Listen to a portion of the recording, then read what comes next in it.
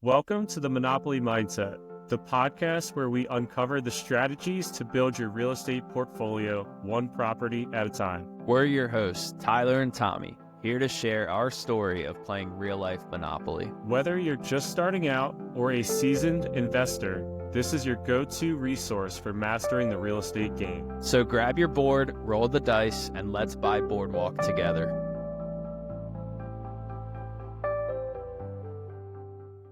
Welcome back to the Monopoly Mindset, episode 9. It's crazy that we're at 9 episodes. It's been a ton of fun. Hopefully you enjoyed last episode where we talked a little bit about partner formation and where TDJ kind of got started and how they got to the level that they're at today. We have an exciting episode talking about TDJ's 2 additional purchases from where we left off in the last episode, and there's a lot of unique stories on how these properties were purchased, and we're excited to go through and give you guys some detail on that.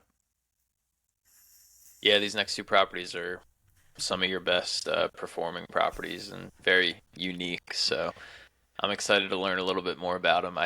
It's funny, as we do these, I thought I knew everything about all your houses, but even I'm learning a lot, so it's been fun. But I think you had some pretty exciting news. We've been talking a lot about HELOCs this last couple weeks, so you finally closed on your HELOC? Yeah, I did finally close on my HELOC. As we were talking a little bit in last episode, I went to apply for a different bank that seemed like they could get me 90%, and I was a little jealous of Ty because he was able to get 90% loan to value pretty easily. He found a couple banks that offered it, and I've been struggling to find that. This bank offered up to 85%, but I only qualified for 80, and I didn't really know if I was going to go through with them. Like I said, I tried finding another bank, and they told me that they don't offer it in my zip code, which was a little upsetting. And so I just went through with the original company I was going with, Citizens Bank. And so now I did get approved for a HELOC. We closed on Sunday. And get this, Ty, it was actually a remote signing. Like, I've never done like a remote closing the way that this was. It was a pretty unique process. So Sarah and I had to come to the computer, sign everything online, and we actually had a guy that zoomed in with us to like verify that it was Sarah and I signing. I'm supposed to close on my HELOC next Friday, 1 week from today. Yeah. And to your point of getting 90% and like a great rate, and how we say that things always seem to change, I specifically emailed them and said, just to make sure my rate is this and I'm getting 90% loan to value. They said yes. So we'll see if that actually happens. But yeah, I selected to close in person just because, I mean, it's for a big purchase, I like to get the face to face with the closing company. And sometimes the seller was actually at my duplex closing, which was really cool. And we learned like just some more about them, like why they were selling. They were actually moving to Florida, and they had another property that they were selling. They had a couple in my area. And I went and checked out another one with a friend that they were interested in buying. So, but yeah, actually I've never done remote, but for my property in the Poconos, they actually do this thing where they send a notarizer to my house. So I actually signed all the paperwork at my house with a notarizer, which was pretty cool if you're investing out of state. The only thing is they don't really answer any questions that you have, whereas if you're doing it with like the title company, they explain everything. Like every single page that you sign, they're explaining what that page is, and the notarizer basically just is like sign. But I had a bank rep one time come to my house, and she got her notary license, I guess. And so she was actually our notary and did the closing and was able to answer some questions. So that was pretty cool. I've done the other option a couple of times as well, where people have came to my house. A lot of that I've done those processes are like refinances or some type of HELOC. That's usually been the process. To your point, it's a lot of fun going to a closing and meeting the sellers if they're there and just learning, or even the buyers. I got to meet the buyers on one of the properties that we sold, and that was a pretty fun process as well. But in this scenario, Go ahead. I definitely recommend closing in person for a purchase for sure. Yeah, but in this scenario, the notary was online. So we had to like show our IDs. We were both like sitting here, and then like he had to make sure Sarah was on the computer to sign something, then I had to go to the computer to sign something. So it was a very unique process, and it was cool because it was on a Sunday. It's like Sunday at 1 o'clock, I'm signing for this HELOC, and it worked out. So now we got like 80% loan to value on a HELOC and can use that to hopefully buy another property here in the future with TNT, me and Ty. So we're excited. Yeah, I had my appraiser come Wednesday, um, and a house across the street just sold for it was listed for 480, which I bought my house for 270 4 years ago. And I think 480 is crazy. I don't know if it's sold for that because it still says under contract on Zillow.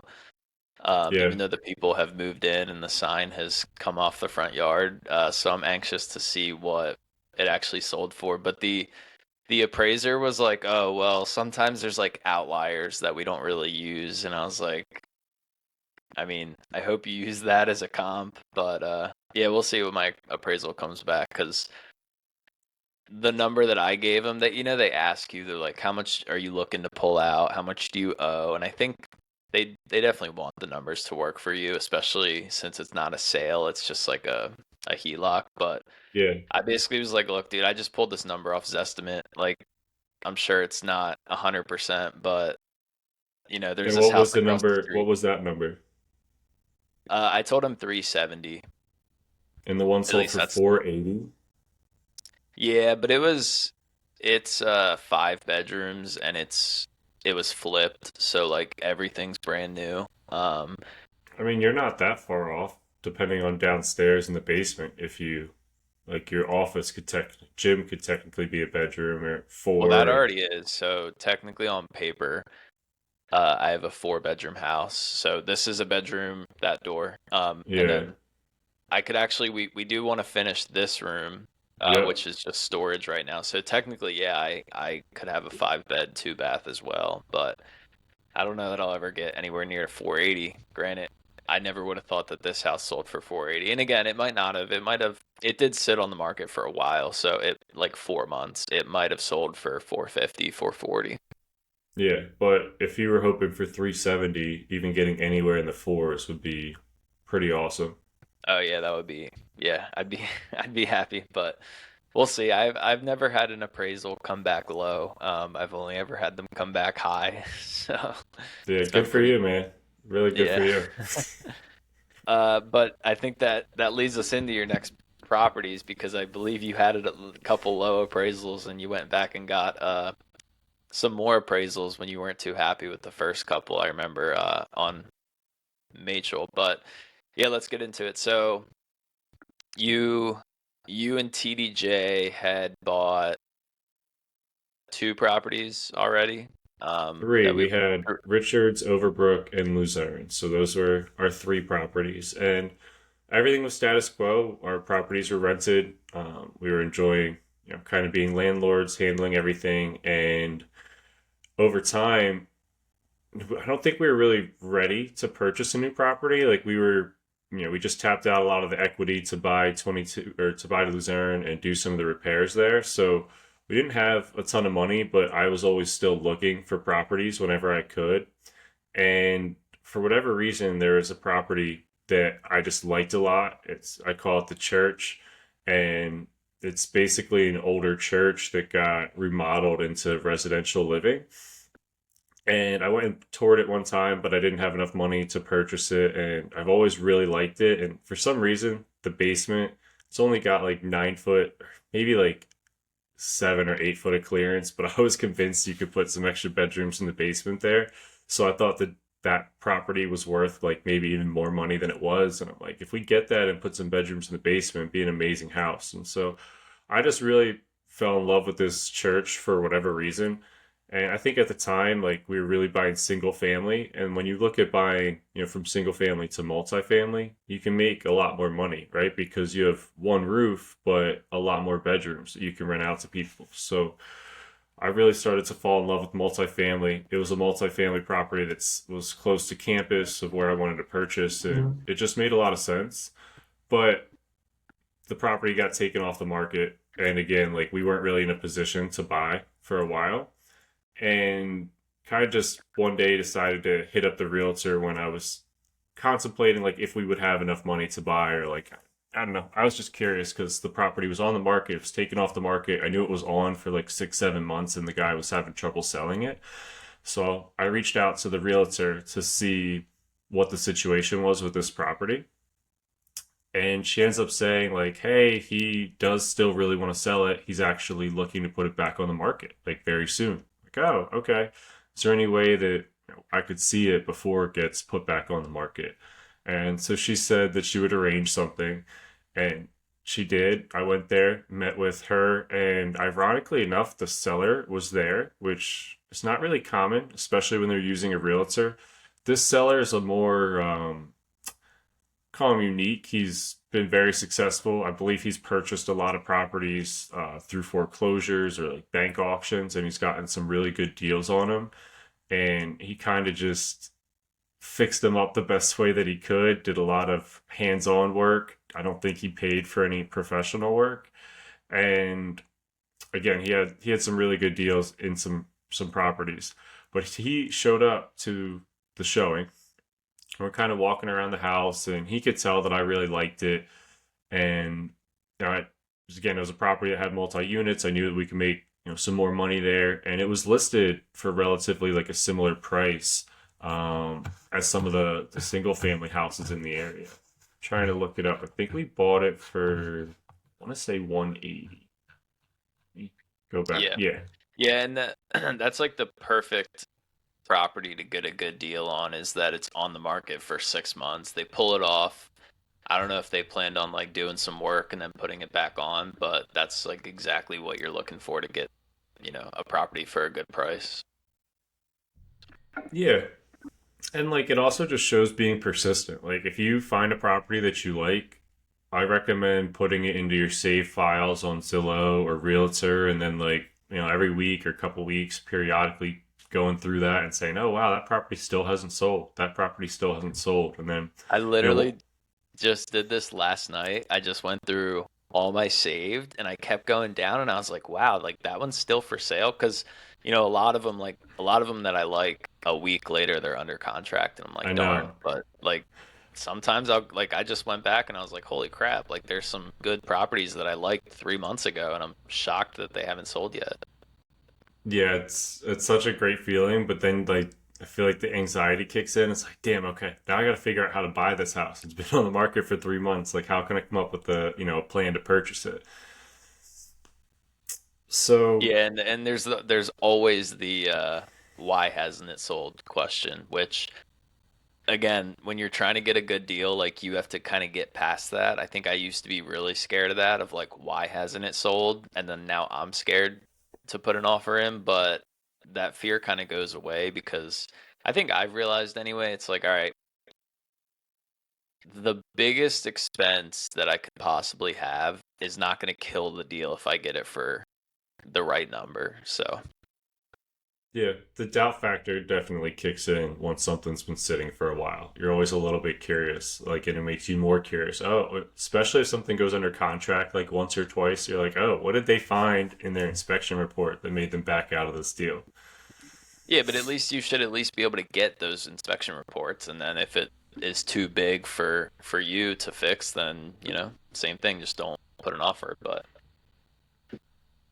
so Yeah, yeah, so you toured the church, and this was literally an old church. It looks it looks like an old church that was converted to 2 units. And it currently had college kids in there, right? it did actually. It did have college kids, but the leases were getting ready to expire. I think we purchased it close to like March timeframe, and the leases were getting, or at least we were starting to look at it around that time, and the current kids were actually looking to expire and move out in June, so they weren't going to be rented for the next year, and that was kind of a little bit unique for us because we're like, well, is he going to fill the tenants for next year? And again, this guy was pretty hands off, so we're like, I don't think he's going to do it. Um, we'll get into it later, but we actually went ahead and got tenants for the property and like acted as the landlord before we purchased the properties so that they were rented. Um, Interesting. yeah, Glad I don't. everything worked out for the tenants. I'm actually buddies with some of the tenants now, and they probably would joke that it didn't, but they're they're good people, so it was fine. So at this property, like sometimes people can just, this is why it's good doing things in person, whether it's a closing or just meeting people in general. So this seller could just see the excitement in my face. Like he could see that I love the property, I was going to do what I could to buy the property, and that I was following kind of in his footsteps because he was renting to a lot of college students as well. And he figured that if I really like this property, he had another house up the street that he was debating on selling. So we take a trip like 5 minutes up the street. And at this time, like I'm supposed to be working. I was just gonna go for a quick like view of a house. He's like, "Oh, I got another house that's already rented to college kids too. Do you want to go check that one out?" I'm like, yeah, sure, why not? So we check out this next house and like I instantly fall in love. I'm like, this is probably the best house I've ever seen. It's a mansion. I mean, it was 4,300 square feet. It was already rented out to some kids, so it had like it was already rented, and it was rented for the following year. And you could just see that it had a ton of potential. I mean, the bedrooms were massive. I think it had 7 bedrooms at the time. They all had decent sized closets, which, for college kids, I like having bigger rooms with bigger closets. I think it just adds some value there. It had a large kitchen. I mean, it was just like the perfect house. Like if you could picture a house where a group of guys would want to live, like it was that house. And so had parking, like it did need a lot of repairs though. Like you could see the roof was starting to fall apart. Like there was some shrubbery that needed removed. It just wasn't really in the best of shape. It wasn't being taken care of. Even on the inside, it wasn't like the best. Like even the bathrooms had some mold and like it looked pretty gross and just wasn't like the best well kept house. And because of that, we were able to get a pretty decent deal. But what had happened is the guy wanted me to buy both houses. He was like, if you're going to buy Machel, because he could see that I love that house, then you have to buy the church as well. And at the time, like, well, I love Machel. I can only buy one. Like, I'm not going to be able to buy two. And TDJ was actually coming into some equity at this point. We had, I believe, we were ready to do like a cash out refinance in the form of like a HELOC. So we were after 22 Luzerne got completed, we did like a refinance and we got enough money in a HELOC that we thought we could buy one property, and that was going to be the church. And then once this happened, it kind of put us in a little bit of a predicament because it's like, all right, well, we have enough money to buy one house. How do we buy two? And he would not like sell just one to you. I mean, I'm sure he would have for the right price, but I think if you're going to buy both off market, that's where you're really going to get a good deal. Because anyone's going to sell for the right price. But Yeah, I mean you're probably right. Like there is definitely a chance he could have just sold us one, but the one we wanted was Machel, and he made it sound like he would not sell us Machel unless if we bought Mill. Like basically Mill was always for sale. We could always buy that property, but we could not buy Machel unless if we also bought Mill. That was the way that it was portrayed to us. And I mean, for a guy that had it on the market for 6 or 7 months and then was about to list it again, he was not your typical like desperate seller by any means. He was like, I, kind of gave that like, I don't care. I'll just rent it out. I'm making money. Like, I don't care. Like, I don't have to sell this, and he did not have like the desperation of, oh my gosh, I need this money, which usually happens when a property's been sitting for a while. yeah, I think he still has that. Does he still have the bar for sale for like $1 million? It's literally been for sale for like 3 years. I know, and I'm jealous because I would love to buy that. But dude, I don't know if we talked about it recently, but it was listed for like, I don't know, $1 million for both. It was like 500 and 600, I think. So maybe like 1.1. Now I think it's listed for like 2.5 or something. Like he just tripled his price overnight, and he's just been sitting on it, and no one will buy it because it's like way overvalued.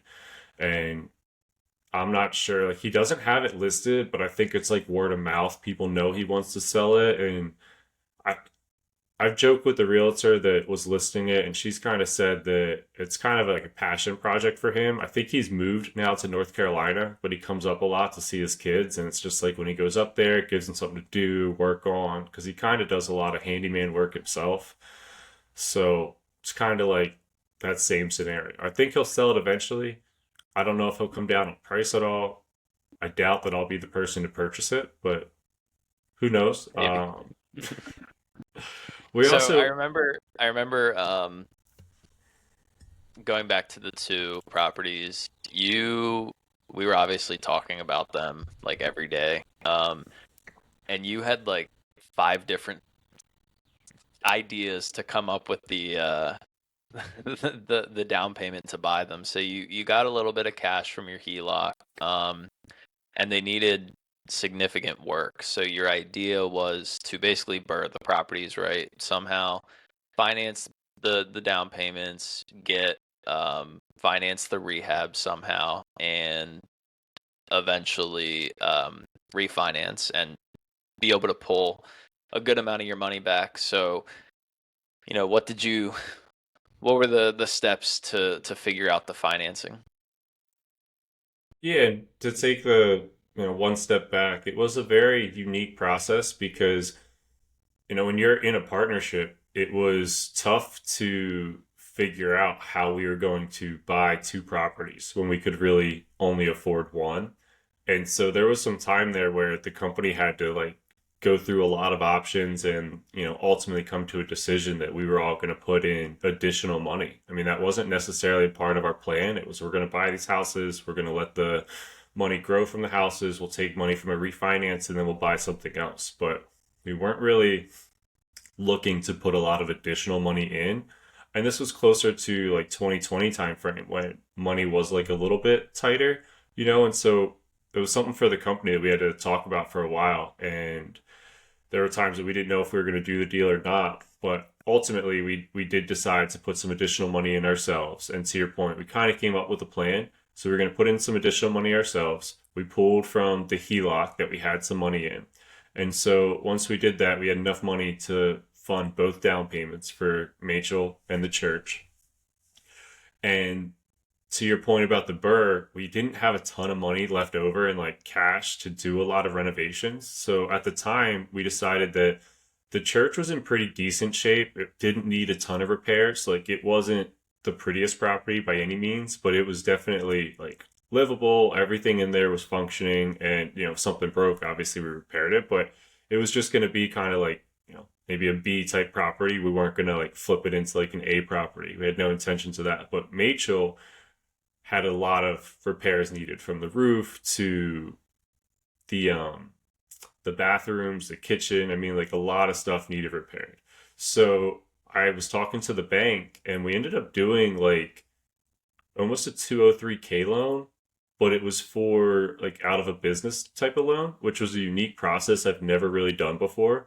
So basically what we did is we took the property, and I think we were buying it for 220, and we went and got an appraisal, and I think it appraised So at like, just real go quick ahead. with the purchase price, you basically offered him a total value for both properties, right? Let's say it was like what was it, 410? Yeah, 410. Uh, and he didn't really care if you were buying one for 100 and the other for 300 or both for 200.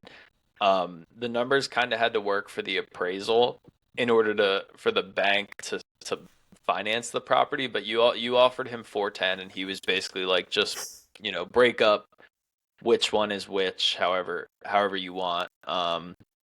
And I think you said the church for 180, so then the other property was like 230, 240, 230, I Yeah, think. 230.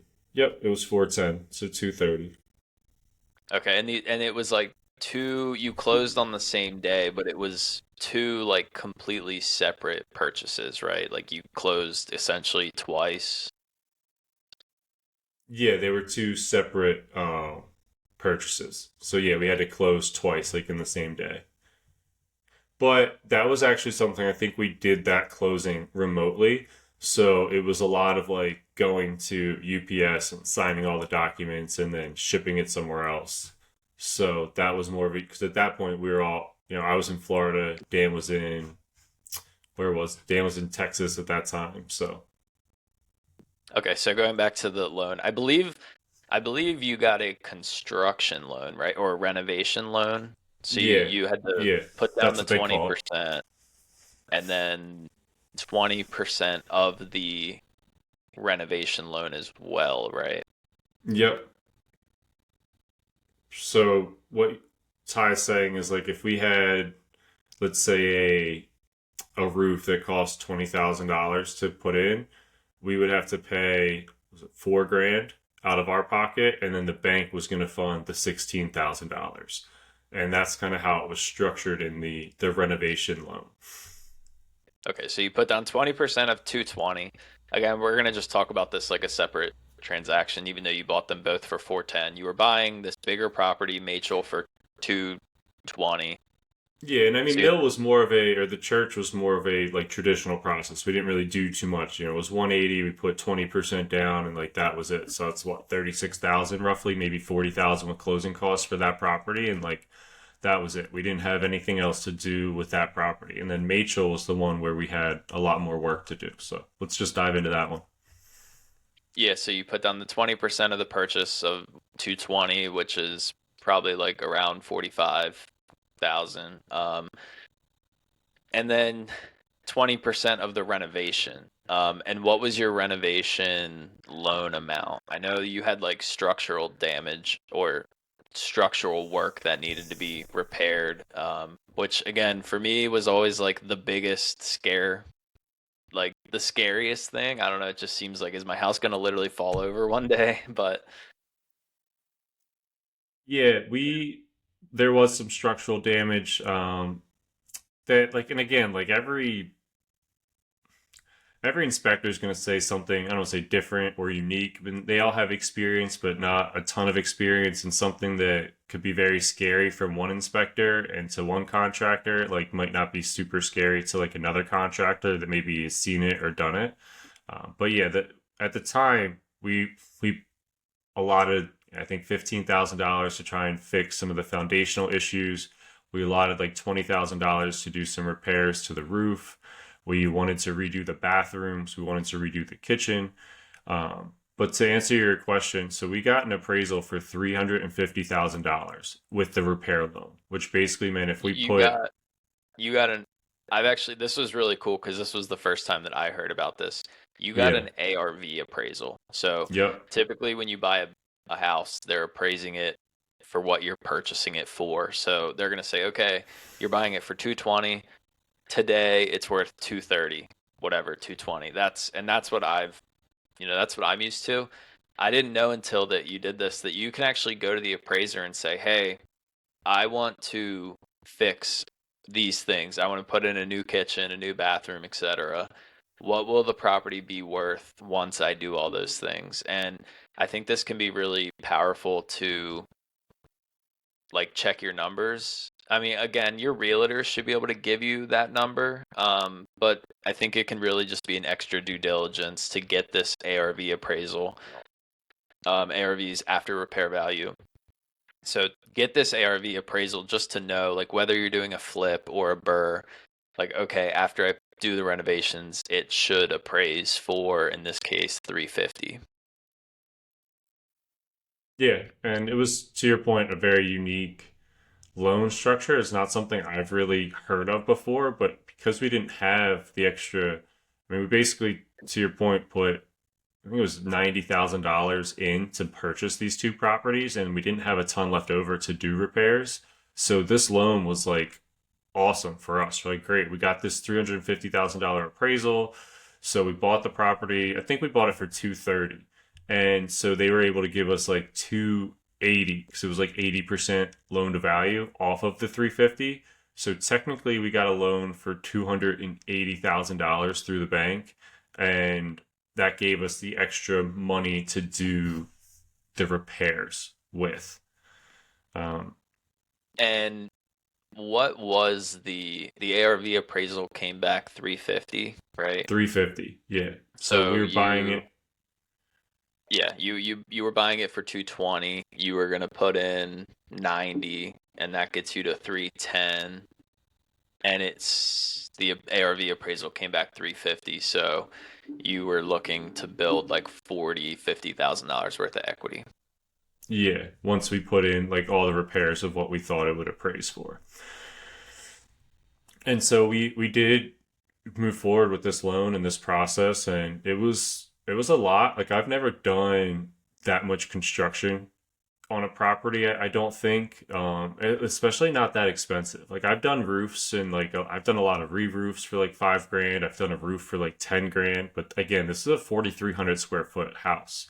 So my roof cost was $26,000 to do this repair, which that's wild, especially when you're looking at a $60,000 repair budget from like what the bank's going to give you, and then obviously we're going to put in an extra 20 grand. So we pretty much calculated it at trying to spend $80,000 total to do this repair. And so almost, 1/3 of it's gone with just replacing the roof. And you're like, wow, that was not something I wanted to spend.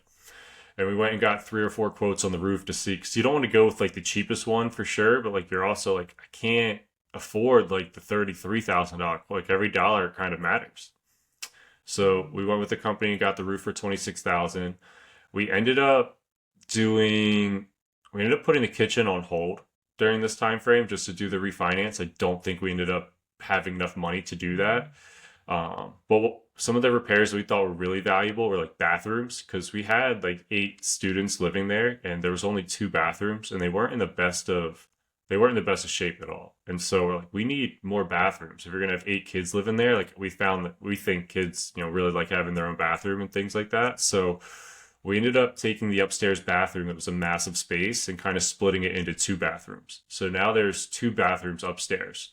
And that added a ton of value to the property. Then downstairs, there was again just a massively weird like hallway that had a bathroom in it, but it was a very unique like living space. And so we kind of redesigned that and made that 2 bathrooms as well. We actually made it 2.5. So there's 2 full baths on one side, and then there's a half bath right off the side of the kitchen. So we took a house that had 2 full bathrooms and made it now have 4.5 bathrooms, which again, part of our reasoning was trying to make it a little bit more valuable for the students that were living there. But also to add value, the more bathrooms, like if you're looking at comparable comps, like a place that has 4.5 bathrooms is going to be worth, a house that has 2. Bathrooms definitely add value. We also added a bedroom just to get like an extra room count. I think there might only been 7 kids there, so we added an 8th bedroom. There was 8 kids living in a house that only had the 7 bedrooms, so we changed some of the structure to there's like a staircase. There's a second entryway in the back of the house, and we got rid of the staircase and made that an additional bedroom. So 8 kids all had their own rooms. Was our thought process there? And what else did we do? We did a little bit with the electrical. We did, sorry, end up doing a kitchen remodel for roughly $10,000. So that was our probably another big purchase that we did between that and the bathrooms. Those were our largest purchases. And we had an issue with one of the heat. We had a lot of what are those heating units called that you're about to get installed? Mini splits. Yeah, we had a mini split that went bad, so we had to get the mini split fixed. But between all of those repairs, we ended up spending, right on the nose, our $80,000 that we were expecting. So $60,000 came from the bank, and then we had to put $20,000 in of our own money.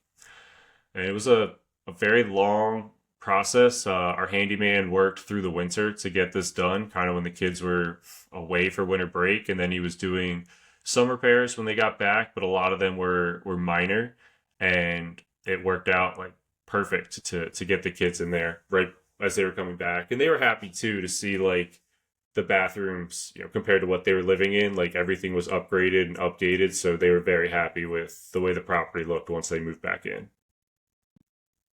Okay, so you finished the rehab. Again, you were all in for like 310 at this point. And then you started like a 2 year refinance. Again, you were supposed to do a BRRRR, and with a BRRRR, like as soon as you're done the rehab, you have leases signed. Again, BRRRR is buy, renovate, rent, refinance, repeat. So you were done the renovation part, you were done the rent part, you had the tenants in place with the leases, and I believe you were getting 4,000 a month.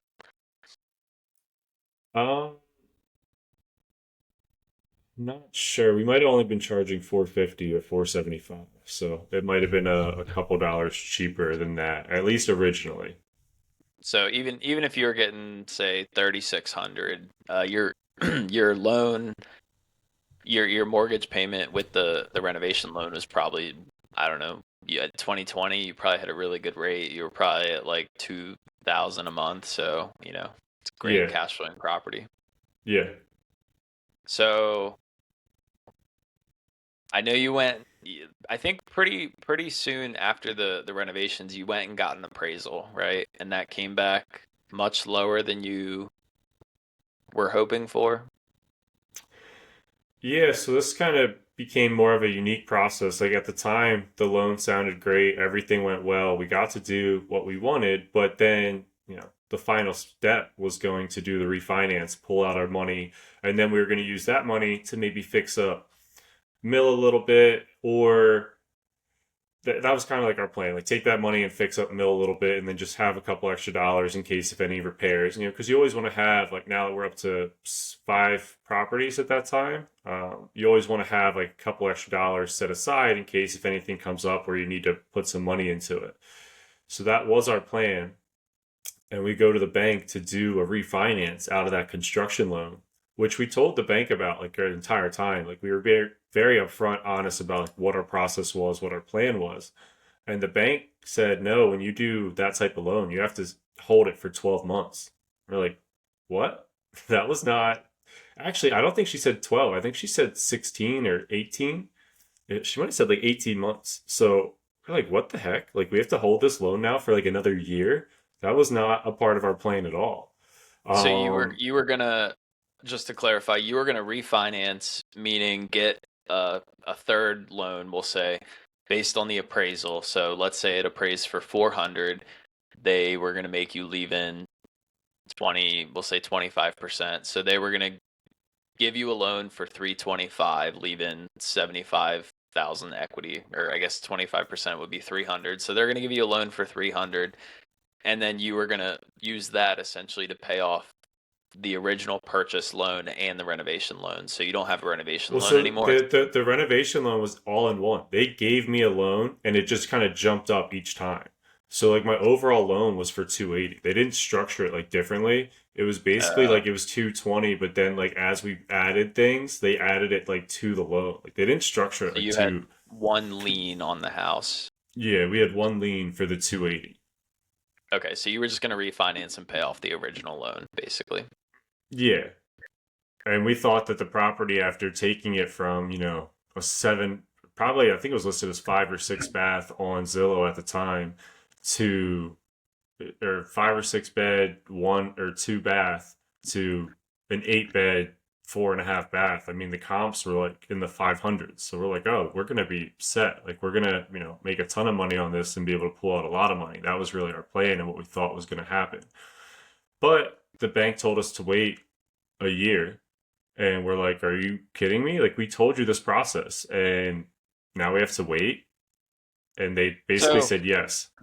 with the seasoning period, um, like I know on a DSCR loan, I have an early prepayment penalty.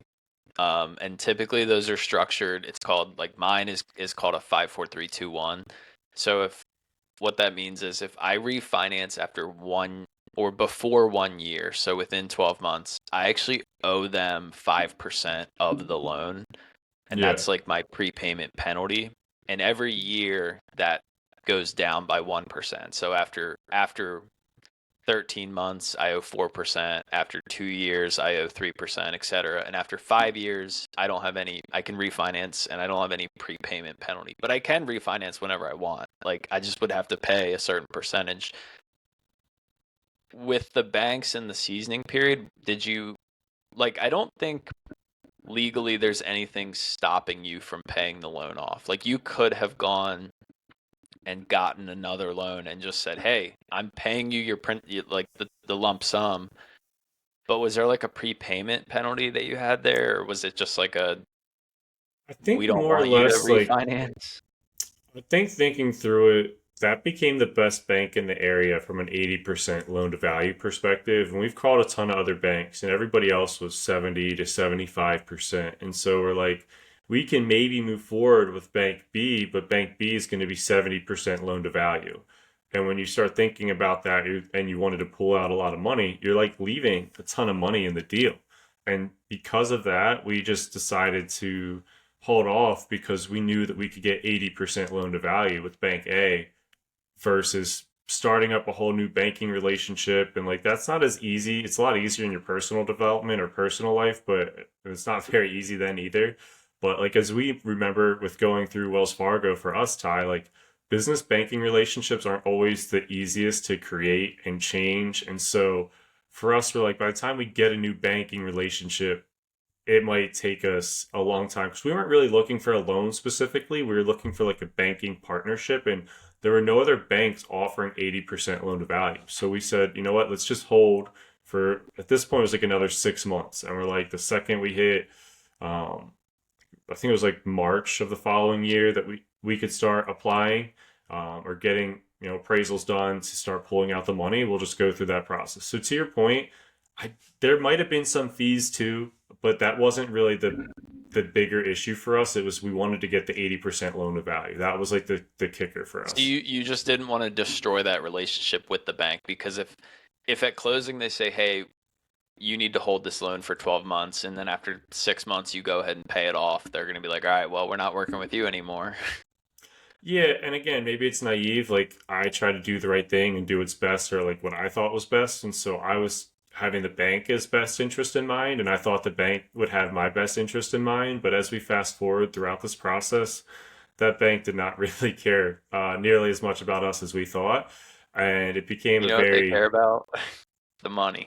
At the I end of don't the think day, the so bank. because we were offering them a ton of money, and they did not want to take it at all. So we fast forward this process to March when we're finally able to start getting appraisals and try to refinance. And this is where, to Ty's point, we had some very low appraisals. So as originally we had a $350,000 appraisal with all these renovations in it. And then we Well, get an this appraisal. was your ARV appraisal before you bought the property. Yes. So ARV appraisal. that's not an Yeah. official appraisal. But yeah, go ahead. So to Ty's point, it's not official. We're supposed to. That was 350 is based on us buying it for 220 and putting $80,000 into it. They thought it would be worth 350. So we go to get an appraisal done, and it comes in at $330,000, which was not nearly what we were hoping for. That basically meant that once we pulled out money, we would owe the bank, a couple of dollars before we'd be able to like get into a new loan. And at this time, interest rates were starting to creep up, and we're like, this doesn't make any sense. Like, how is our house only listed for 330? So And at 330, you basically didn't have enough equity to do a cash out refinance. You could have done a refinance, but you owed 280 and you would have been able to refinance for like 260. So you would have had to pay the 20,000 or whatever. So yeah, go ahead. yeah, exactly. So we would have had to pay like $20,000 to get a new loan, which wasn't really what we were looking to do it all. And we were pretty confused. We tried like debating and fighting the appraiser for a while. And we didn't make like, when appraisers come up with a price, a lot of the time they're going to keep that price pretty similar. They're not really going to deviate or change from that price too much because it's like a reflection on their work and their job. And like, obviously, we're just people hoping for a higher appraisal. So they think that they're right and they kind of have power to control the market and they don't want certain properties getting inflated. So it was a very probably difficult process for us at that point in time. I think we did get another appraisal, and this one I think after fighting, it did come back a little bit higher. I think we were able to get like closer to 375, maybe. Trying to recall off the top of my head what that number was, but we were able to get him to go up a little bit. And the guy did kind of joke with us and say that he did make a mistake, and so we were able to get a slightly higher appraisal. But at this time, after getting the appraisal, the bank kind of changed some of what they were offering or what they wanted to do. So the bank no longer wanted to really do the loan with us, which was unique. We're like, we just waited a year to refinance with you. We had to go back and forth with the appraisal for a couple of months, and like now we're finally ready to do this deal that we've been talking about for like a year and a half. And the bank basically said, we don't really want to rent to college students. We don't really like your business model anymore. And they kind of blew up the deal. Not only like did the appraiser take a little bit of time, we finally got an appraisal that would have worked, but the bank just decided to blow up the deal, which was very bizarre to us because all of our numbers made sense. Like we were, it's unique when you're buying properties and like you try to refinance, especially after doing like repairs like this, because obviously we lost money, quote unquote, because we did all these repairs. So that, you from a tax perspective, you want to write off money and like write off expenses and make it look like you did make that much money. But then when you go to the bank's saying, well, you're not making any money. We can't loan you any, property. Like, how are you going to pay for it? It's like, well, I'm making X per month based off, my income. But yes, there's expenses I needed to pay for. And it's just kind of like got into a back and forth. And they were like, ultimately, we don't really want to rent to, business model focused around college students, which now we're a year and a half into this. We've had equity in our property for a long period of time. And this bank Let just me let completely me jump left in real us. quick. Um, with the appraisal, because I think this part, me and you talked about this a lot, and it went on for so long. One of the I think one of the hard things for you as an investor is single family or anything under 4 units is kind of all considered single family, even though like duplex, triplex, fourplex is multifamily, but it's not really viewed as a business or like an investment. That's why you can buy up to 4 units with an FHA loan as like a primary residence. You can't buy 5 units with an FHA loan because that's considered business. And for some reason, there's just that cutoff is 4 units. And anything above four, this is my understanding, we don't own anything above 4 units. But from what I know, Not yet. kind of, yeah, we'll get there soon, and we'll know a lot more about the process. But from what I understand, anything above four is appraised at a cap rate, meaning the appraisal is based on rent because again, it's looked at as a business. So let's just say you have 100 unit, right? That's not appraised based on other 100 units like comps in the area. It's based on the rent. So if you have this 100 unit bringing in $1,000 a unit, and this one is bringing in $2,000 a unit. The one that's bringing in $2,000 a unit is worth twice as much because it has twice the amount of income, and so that's how like larger multifamily or bigger deals are appraised.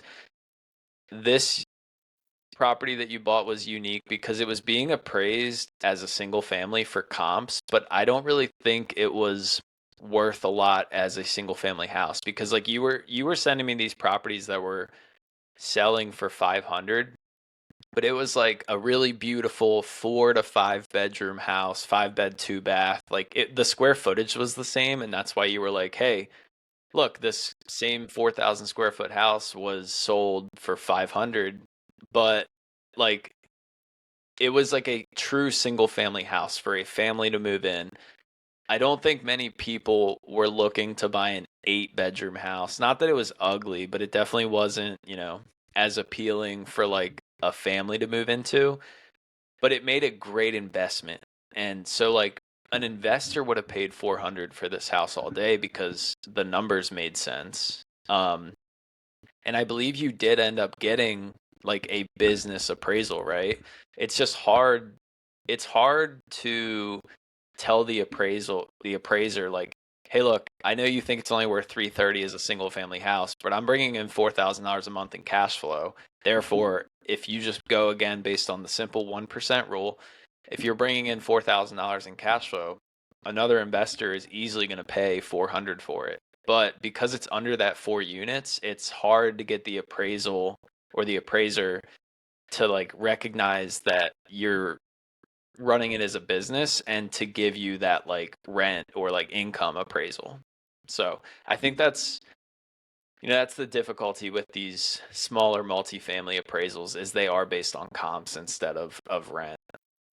Yeah, Ty hit the nail on the head there. It was a unique thing for me to realize of how they were looking at the property because to me I was going off like there's no comps even for 8 bedrooms, 4.5 baths, and that was obviously it's understandable the house doesn't flow maybe the way a traditional single family would. I mean, our kitchen is massive. It's got two fridges in it. Like it's not your typical house for a family, but it still is labeled as a single family house. And so the way I've seen comps in the past, that's what we were hoping for.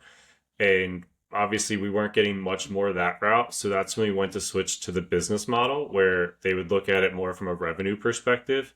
And we were able to get a better appraisal, which unfortunately, then the bank decided they didn't care that we got a better appraisal, which to us is like, why did we just go through this whole process of going back and forth and wasting almost like 16 months if you didn't necessarily want to do the deal in general anyway?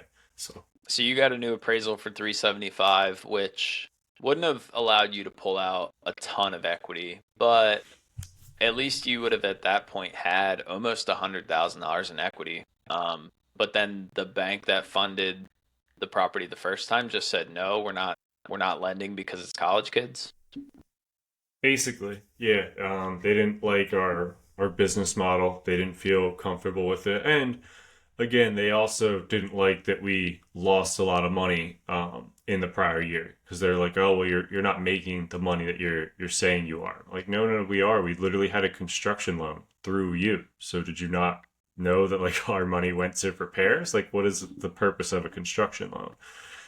So it was just a very unique learning process of the bank, maybe what they were looking for specifically, and it was a very rough process because when you're doing a BRRRR, typically one of the best part of the BRRRR is to refinance, and we wanted to refinance, and we had to wait a longer period of time just to get to the table to negotiate to refinance, and then that process took about 4 or 5 months, and it was very difficult. We still had cash flow, which was coming in. It was because we had lower loans, so we were making decent cash flow, and we were able to kind of survive that way and get some repairs done. This is also when that pipe burst started to happen, and we needed to repair that other house as well, right after we did all the repairs for Rachel. So definitely going through like a large period of, just rolling with the punches. It was not very easy, even though we said this was a great purchase. Like we knew we got great deals on the houses. They rented out really well, but there was still a lot of, slight headaches that we had to deal with it. So after all of that, we decide to start looking for new banks because we can't find any banking relationship that's really going to work. And so the way I do pretty much anything or everything, I put a spreadsheet together to call 6 or 7 banks, put them all down, find out, what's your loan to value? Is it 80%, 75%, 70%? And pretty much every bank was 70 to 75% at that time. Of course, I found another bank that would offer 80%, loved everything on paper, promised us the world, and decided to go with that bank and spent about 3.5 months working with that bank to ultimately get a very similar answer to what we heard from 22 loser or from the previous bank, Bank A, saying, "Hey, this just isn't going to work based off, your financials, the money that you lost the previous year. We don't, think the cash flow, just ultimately no." And they didn't even give us much of a rebuttal. It was kind of heartbreaking for us. We're like, wait, we just went another 3 months. So now we're almost 2 years into trying to complete our BRRRR for a property that's worth well more than what we owe on it. We're paying down the loan slightly over time. we've added a ton of value. It was definitely frustrating. And so at that point, I tried doing even more research to figure out like what type of banks that we could work with. And that's what kind of led us to figuring out that we could go the DSCR route, because DSCR is going to do exactly what Ty mentioned from the beginning. They're going to look at the property from a business perspective and see, okay, this property is making X, which, yes and no, they'll look at it to a extent from a business perspective, but they're not going to count like the $4,000 a month in rent that we were getting. They're going to say, hey, market value is like 3,000 for something like that. So they're not going to give us like 100% of what we really wanted. Um, Yeah, but we still, I actually didn't, or I forgot that you went DSCR because I was going to mention that I went DSCR for my duplex. I talked about it, and it was so easy. Now the rates are more expensive. You have to pay points like 2% up front. Again, I have an early prepayment penalty, so like it's a very expensive loan, but it's so easy, and like as long as there's cash flow, they're going to lend you on the deal. And like you're saying, unfortunately, they do go based on market rent. So and they do. So I did it on a duplex. I had 2 units. They do the lower of either market rent or the current rent, which kind of stinks. Like for me, I yeah, had one side that was rented out below market rent. So they said I was getting 800. They said market rent was 1,000. They took the 800. I had another side that was rented out above market rent, and they like the rent was like 1,300. They said market rent was 12, so they went with the 1,200. So like my total rent was like 2,000. I was like, yeah, but I'm getting like 2,200, and they're like, ah, we don't care because we take the lower of the two, which kind of stinks because the better the cash flow based on their rent evaluation, which again is lower of the two, the better the cash flow, the better rate you can get because that percentage of rent to your mortgage is like the debt service coverage ratio. That's what DSCR stands for. So like if cash flow is or if rent is 2,000 and mortgage is 2,000, you have a 1 ratio, 1.0. They're not going to lend on that. They require you to have higher rent than what your mortgage payment is. So like for me, mine was like 1.1, which is like the lowest that they're going to lend on. A great ratio would be like 2.0, right? Like you're bringing in 4,000 a month, but your mortgage is 2,000 a month. But that's how they do their evaluation, and that's how they decide if they're going to give you the loan or not. yeah. And I, at this point, got so sick of dealing with the banks and being told no and dealing with their processes that I, not like super happy, but I just went ultra aggressive and said, I'm going to take two banks and run them against each other until like I'm ready to close, because I got so sick of getting told no. I'm like, I'm not going to waste my time another 2 to 3 months to go through a bank process and get appraisals and give them all of our information. And like between three partners, getting all of the information, giving it to a new bank, getting everybody to sign things timely and correctly. Like it's just a long, grueling process. So I kind of said, I'm going to do this with two banks at once and figure out what's our best scenario once we're actually approved. Because, like, again, banks just talk. They like to talk, they give you a good picture, but it's not guaranteed whatever the original person you're talking to until you get to like the underwriter and you really understand what the bank will and won't do. You're kind of just hoping that whatever that sales rep told you is correct. And so I just said, I'm not dealing with this again. So we went through the process with two different banks and ultimately got approved through both of them, which was very exciting. But at the end of the day, I felt bad because now I'm coming to closing. I have two different banking relationships of people that think we're going to close on these loans, and I ultimately just went with whoever could close quicker for property A got that. Whoever could close quicker for property B got that one. And so that's basically what we did. We took Bank B, I think, for you know the church, and then we took Bank C for Mill, and we were able to get a $450,000 appraisal, which it was more in line with what I thought we should be getting like the entire time. unfortunately, it took us like a year and a half to actually That was get that appraisal. just on Machel, the 8 bedroom house was Yes, 450. the 8 bedroom, we got a $450,000 appraisal, and we were able to take out, I believe it was 75% loan to value because DSCR, I don't think, was really doing 80% loan to value. Not on refinances. On new purchases, they do 80, but Yeah, that's right. refinances, I got 75%. we're 75%. So just doing the quick math here because I'm not as great at math as Ty is in my head. 450,000 times 0.75. We basically got 337 for that property that we were able to pull out anyway. So that 337 was then used to pay off like the roughly 260 that we still owed on the other loan. So we were able to pull out like roughly $50,000 of cash. But another cool thing that we were able to do that we didn't think we'd be able to do is we ended up getting more value in the church. Just over time, we've done like some slight repairs to the church, and we got a really good deal on that one as well. And because the properties appreciated buying them slightly in that 2021, 2022 timeframe, it appraised in value as well. So we ended up getting a $280,000 appraisal. And this wasn't even something we were thinking about doing, but we're like, hey, we're already getting these appraisals. Like, let's just see what we could get. So we got a $280,000 appraisal on the church. Again, had to leave 75% in, but we were able to pull out like 210,000. And so at the time we only owed like 140. So we ended up getting more money out of the church pulling out than we were able to get out of Machel, even though it appraised for much higher. How did your appraisal go from 330 to 375 to 450 all within like a year? Was the 450, was that more of like a business appraisal or was it based on comps?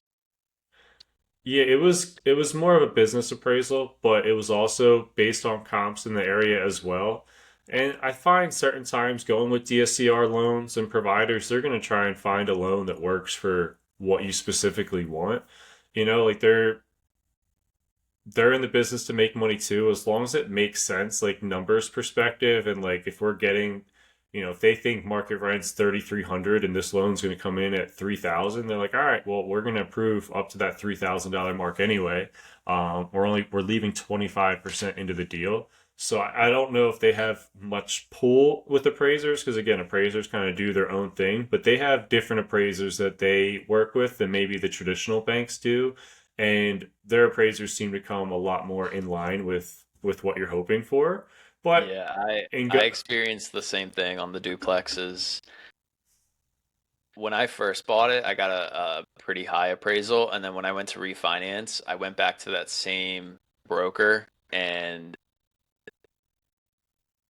yeah, I think they work with the same appraisers all the time, and they want the appraisal to come back high because ultimately the more money that you're borrowing from them, the more money they're making. So, like when I went to refinance, I got a much higher appraisal than I thought the property was worth. Now maybe it would have sold for that, but um, yeah, I've experienced the same thing as DSCR appraisals are typically, I mean, you tell them what you think, right? You're like, "Hey, I think it's worth around 450," and they're like, "Okay." And again, it's not a sale, so um, yeah, well, that's awesome. And that's something else too, where I think it's worth meeting the appraisers. Like the first one, to your point, I think we just had the appraisal scheduled, and the guy just went out there on his own. And then for some of the other appraisals, like I told our property manager, like, no, like why don't you go out there and meet this guy, schmooze him over, tell him the price we're looking to get, tell him like what we want to do. And I think that always adds like an extra level of value, just those personal relationships that you can build. So I definitely recommend meeting the appraisers there and just letting them know what your plan and process is. Yeah. So you refinance both. You probably pulled out close to like $100,000, right, between the two properties. We did. And in natural TDJ, trajectory, we took all the money we got and bought another property. That um, was the duplex, right? yep, that was the duplex that we bought. So we took all that money. We saved some to do some repairs at like certain properties or clean like a couple little things up, and then we took the rest of it out We actually paid ourselves a couple dollars, which was, nice to kind of see like, hey, it took us 2.5 years for this BRRRR that we weren't really looking to put extra money in. We kind of paid ourselves out that extra money that we, put back in, and then took what was left and bought another duplex in the area that was already rented to students. And we've kind of changed like as we grow, like we were buying the single family houses in the 4 bedrooms, and now we're strategically looking for 5, 6, 7 bedroom houses where we can rent out to a couple more students and get better rent by the rent by bedroom model.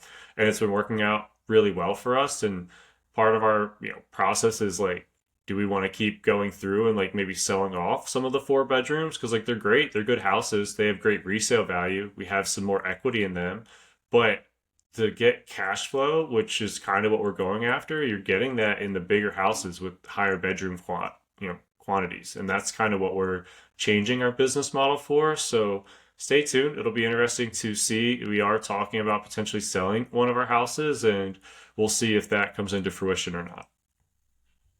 Yeah.